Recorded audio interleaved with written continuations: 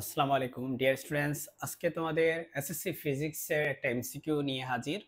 এটা হচ্ছে তোমাদের বস্তুর উপর তাপের প্রভাব, এই চ্যাপ্টার একটা এমসিকিউ।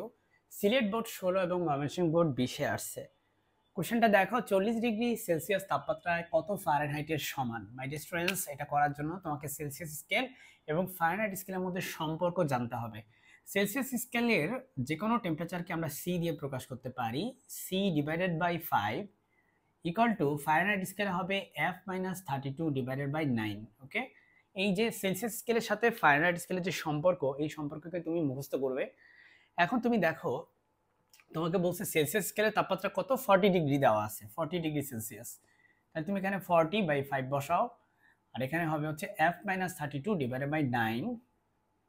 তাহলে 40-কে 5 দিয়ে ডিভাইড করলে হয় 8 ইকুয়াল টু F-32/9।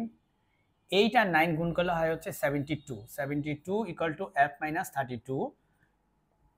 এখান থেকে তুমি লিখতে পারো F equal to 72 plus 32। F equal to তুমি লিখতে পারো 72 প্লাস 32, তাই না? তাহলে F ইকুয়াল টু হয়ে গেল 72 প্লাস 32। যোগ করলে হবে হচ্ছে 2 2 4, 7 আর 3 যোগ করলে হয় হচ্ছে 10।